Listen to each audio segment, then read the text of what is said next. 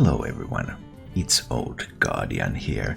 We have quite a few rogue cards revealed from Descent of Dragons already, and I went around and played a little bit with the deck builder, figuring out what might Tempo Rogue, for example, look like, and it's really interesting, because the Rogue Galakrond is a very good card for Tempo Rogue, but do you want to build around it or do you not?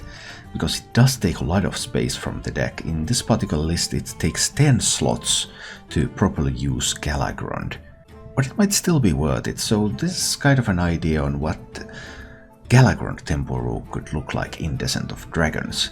Because Galakrond, obviously, well required, draw 1 card, it costs 0, and if you have invoked 4 times, it will draw 4 cards, they will cost 0, and it will give you a 5/2 weapon.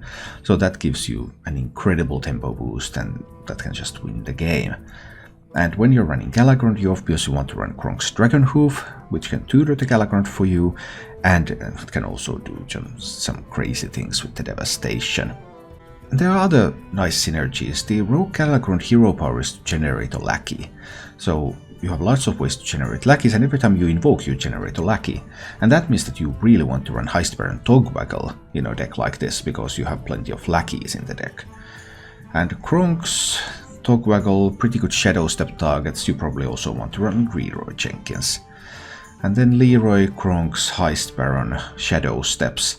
That synergy just all comes together pretty nicely.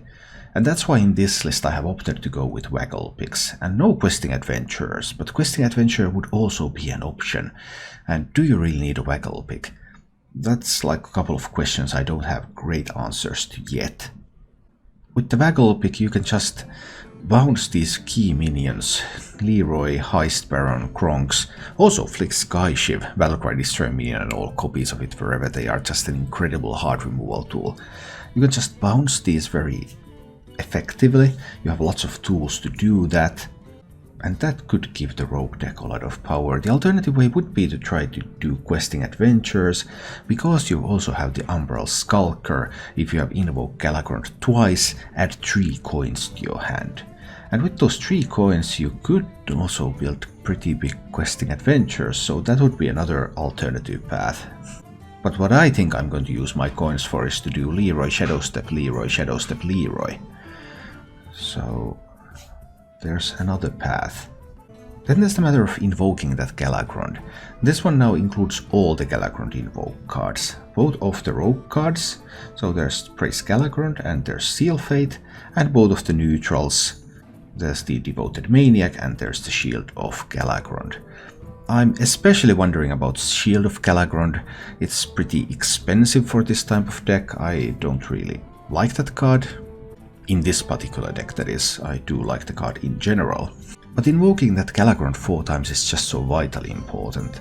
I was thinking whether Rogue would be able to do with fewer invoke cards, because Rogue has Shadow Step, because Rogue has Waggle Pick.